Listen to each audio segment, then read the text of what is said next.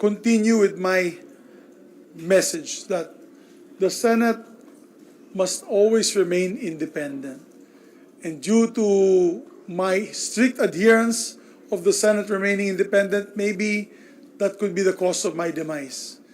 Sabi ko nga nung sa hearing ni Senator Bato de la Rosa, maraming nagalit sa akin sa dalawang panig dahil nga ako po'y naging patas sa dalawang panig at siguro maraming nagalit sa akin dahil dyan. Pero ginawa ko lang pong tungkulin ko bilang Senate President, which is to always keep the committee system strong and independent from any outside forces to dictate what should or should not be tackled in the committee system. So, I'm sorry if may mga ruffled feathers at may nagalit sa akin, pero ganun talaga ako. You may call me a Boy Scout, but I'm happy to oblige all the other members of the Senate that have passed before us. The likes of Joco Arroyo, Miriam Defensor Santiago, of course, those who also already retired, like Senator Frank Dillon, Senator Juan Ponce Enrile, kung saan talagang stickler for rules of the Senate, independence of the Senate, that the Senate remains the last bastion of democracy in our country.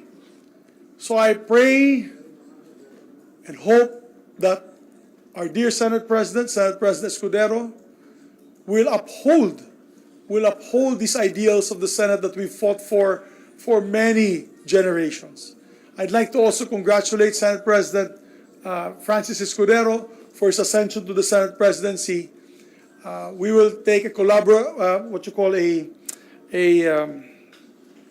critical collaboration when it comes to measures that are needed by our country. So, as I said earlier, I had resigned as my post for Senate President. I am an independent member of the Senate now.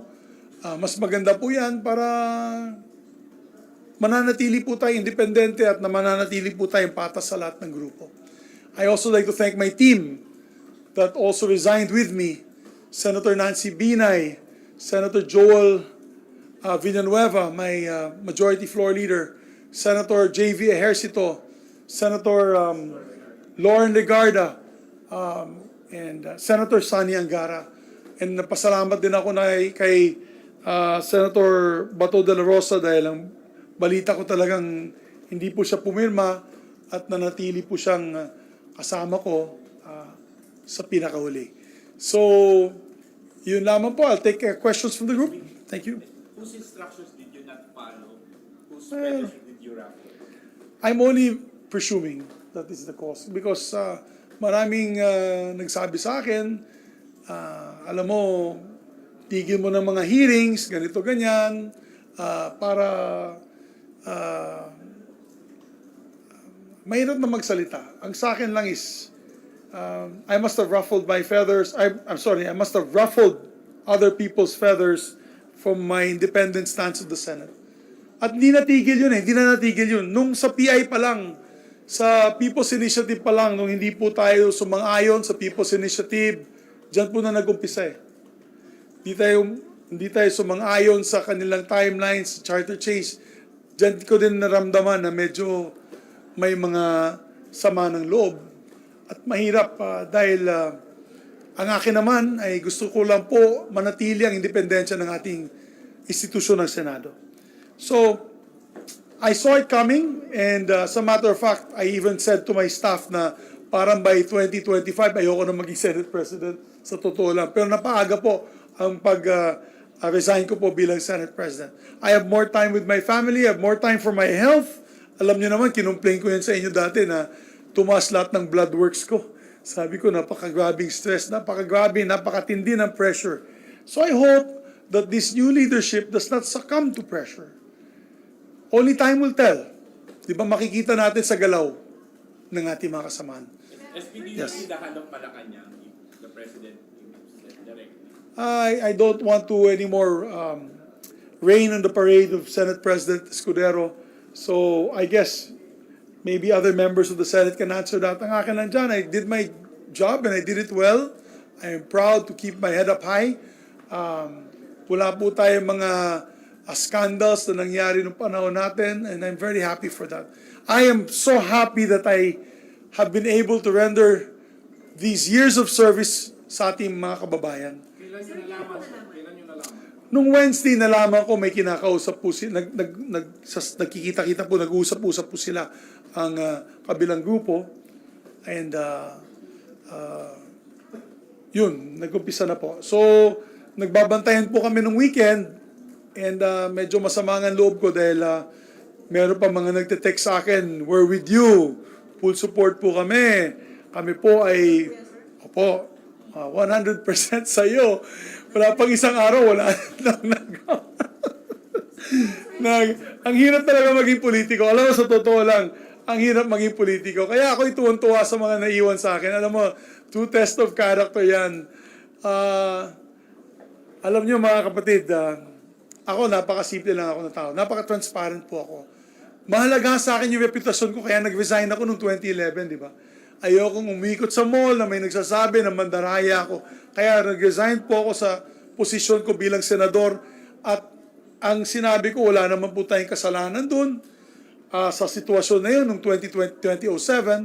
At parang malaking dagok, malaking tinik po ang tinatanggal po sa aking likod dahil gusto ko pong manatiling respetado sa mata ng ating mga kababayan. Kaya sa akin, hindi ko magagawa yan eh. Hindi ko magagawa yan. Ako, at least, isang salita man na, at least isang salita po ako pagdating sa commitment ko sa bayan, sa aking mga kasamahan. So in a way, I just felt heartbroken. I felt heartbroken not because of the position. Ano tayo eh, 3 beses na ako naging majority floor leader, tinanggal na rin ako maging majority floor leader.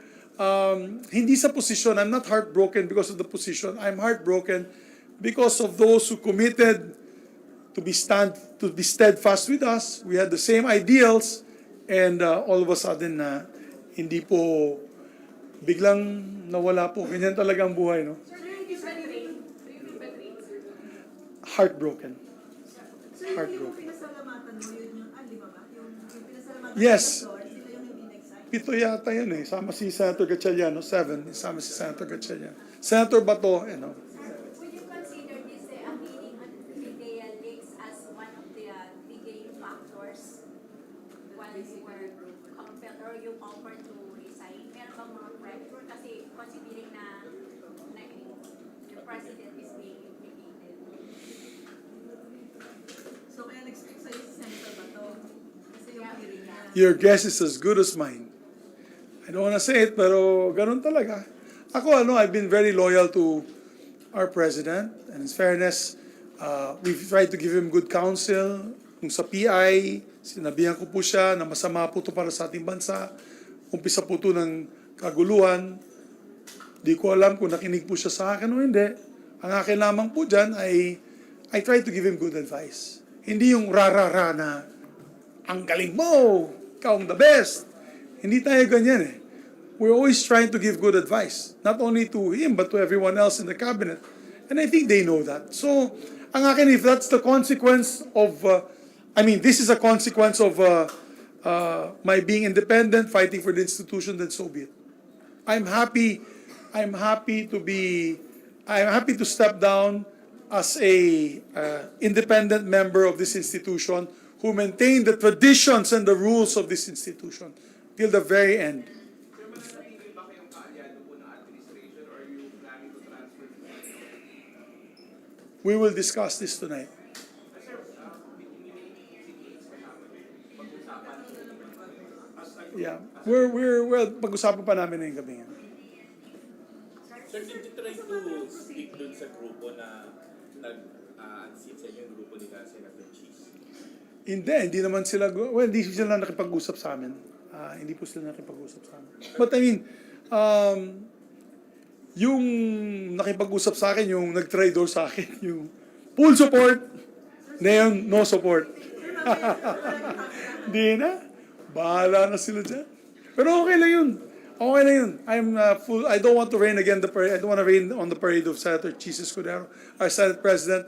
He is a very capable leader, napaka-intelihente, napakagaling na abogado. And so, we just leave it at that. And kasama ko siya since 1998. Of course, we just hope and pray, and I appeal to him that he continues to adhere to the rules and traditions of the Senate. Huwag po siya alam mo, marami kasi mga bagong senador eh. Ang daming hinihingi mga concessions na pwede bang excuse na lang ganito, pwede bang ganito lang, pwede bang... we have to, if we do that, then mawawala po ang relevance ng Senado. We have to stick to the rules and traditions of the Senate and respect this. Ang dami ng senador na matay na hanggang kamatayan nila, ito po ang panindigan nila.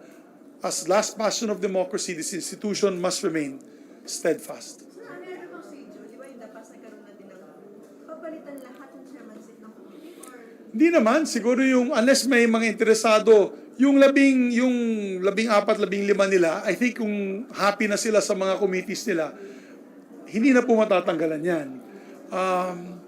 Yung mga choice committees ng grupo namin, syempre makukuha ng grupo nila yan. I think their majority leader will be Tol Tolentino, so I wish him luck. I hope that he studies. Alam mo, medyo matindi ang trabaho ng majority floor leader. Siya po ay re-electionist. At yun, nakakagulat lang yung mga ibang kasama ni Senator Bato ay Have you received, during your presidency, have you received reports coming from the palace? Kasi, di ba, sinabi mo kanina, medyo parang may mga sunod-sunuran ba? Na gusto yan maging sunod-sunuran kayo? well, yung nga, alam mo naman, nag-umpisa nga yan, sabi ko nga, nag-umpisa yan ng People's Initiative. Ang gusto po nila ay sumunod na lang po ang Senado. At hindi po kami papayag nun. For one shining moment, the Senate was united in our stand against People's Initiative. But after that, the attacks began. So, alam niyo naman yun. Pangalawang co-attempt na to sa akin. So, mahirap ang trabaho maging Senate President. Thank you. Any regret? No regrets. I have no regrets. I am proud. Alam mo yung text messages ko na yun, napakaganda. I just like to read the message of I just like to make special mention yung binigay na mensahe sa akin. It means a lot to me. Mayor Benji Magalong, tinext niya ako. Good afternoon, Senate President Zubiri. I was saddened by today's turn of events.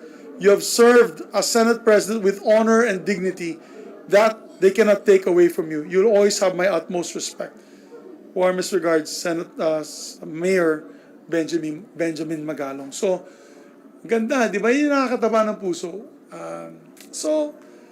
I'm still a senator, guys. I'm not saying goodbye. I'm not resigning from my position as senator. I'll see you guys tomorrow and the next day.